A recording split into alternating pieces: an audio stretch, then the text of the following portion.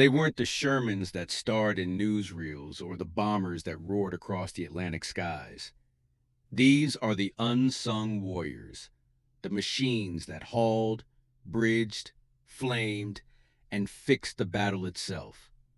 Without them, no victory parade would ever have marched. When people picture America's arsenal in World War II, they think of tanks rumbling through Normandy or P-51s wheeling above Europe. But behind those icons stood a vast mechanical ecosystem.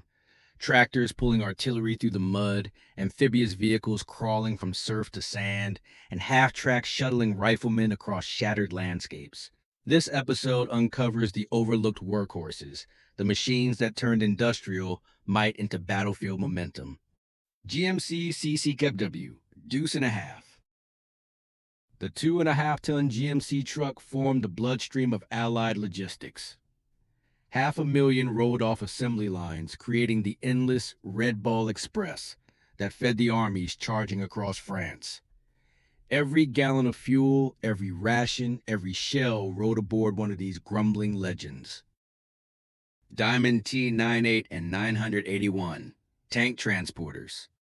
Massive 12-ton tractors built to drag 60-ton tanks to and from the front. Without them, armor would have worn itself out before the next battle. Drivers joked their engines had more muscle than manners, but these beasts rescued knocked-out Shermans under enemy fire. Dodge WC Series, the Beep. If the Jeep was freedom's symbol, the Dodge WC was its muscle. 3/4-ton frames served as ambulances, command cars, and gun trucks. Their simplicity meant soldiers could repair them with a wrench and a prayer. M1 Heavy Wrecker Truck. Fitted with twin cranes and winches, the M1 pulled shattered vehicles from craters or hoisted tank engines like toys. Mechanics called it the frontline garage. May not have fired a shot, but it saved entire tank battalions from extinction by breakdown. M32 Recovery Vehicle. Built from a Sherman hull, minus the turret, but plus a mighty boom crane. Its armor let crews tow damaged tanks under incoming fire. One M32 could turn a wrecked company into a fighting force again by dawn. Brodie device and pontoon bridge rigs. Engineering units drove amphibious trucks stacked with rubber pontoons, ready to drop a floating bridge overnight. When rivers like the Rhine blocked the Allied advance, these mechanical miracles stitched water into road. Duck W. The Duck. Half truck, half boat, all genius. Engineers sealed a 6-wheel GMC in a hull and gave it a propeller. It ferried men and supplies from ship to shore without a harbor, sustaining Pacific Island campaigns and Normandy landings alike. LVT Series, the Alligator in Buffalo. Originally a Florida swamp rescue craft, the LVT evolved into a full-scale armored amphibian. It clawed over reefs, shrugged off surf, and delivered Marines directly into gunfire. With ramps added to the LVT-4, troops could charge out like opening jaws of steel. M29 Weasel. Designed for snowbound Norway, it became universal.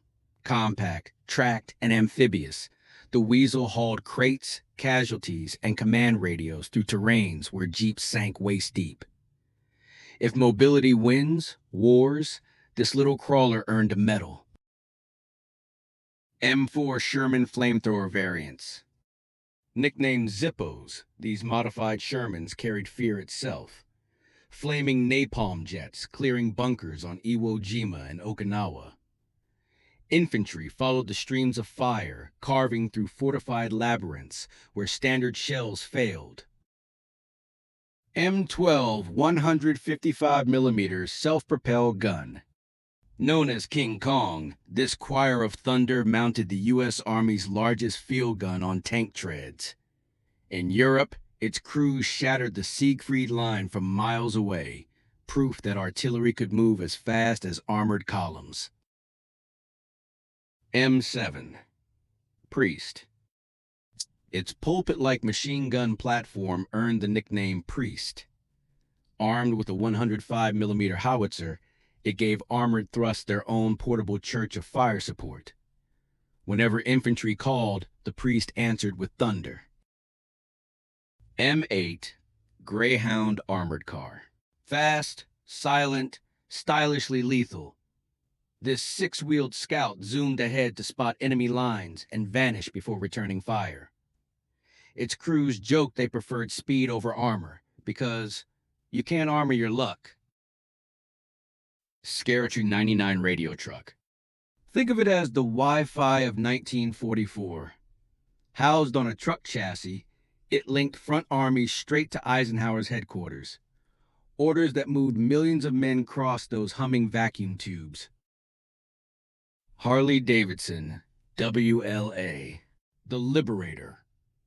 Couriers on these roaring bikes threaded through bombed cities, delivering maps and messages faster than radios could tune. A 75 important reply to the fog of war. Caterpillar D7 bulldozer. Not glamorous, but after every battle, it was the bulldozer that made airfields, roads, and graves. It pushed mountains of mud into runways, cleared jungles, and dragged wrecks aside so the war train could keep rolling. Austin Western grader and crane trucks.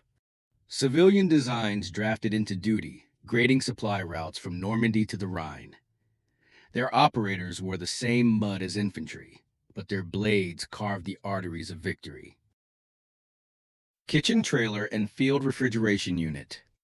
No heroics, just survival. Hot meals and cold water kept morale alive when steel and smoke filled the sky. Sometimes the quiet machines win hearts before battles. Power generators and searchlight trucks. Night on campaign meant darkness so total it felt like falling. Then rolled these machines, uncoiling cables, flashing spotlights for anti-aircraft batteries, or pouring current into field hospitals. Their hum was the sound of modern warfare itself. Mobile radar units. Boxy trailers filled with mysterious antennas. They detected raiders before eyes could see. The birth of electronic battle. America's engineers turned mathematics into early warning shields. When history remembers World War II, it often paints heroic silhouettes, tanks, fighters, ships. Yet victory was forged by a million others on wheels and tracks, whose names rarely grace museum walls. The Deuce and a half that fed the front, the bulldozer that built the runway, the radio truck that carried a general's plan. Each was a quiet gear in a vast moving machine called victory. They may be forgotten, but they fought every mile of the way.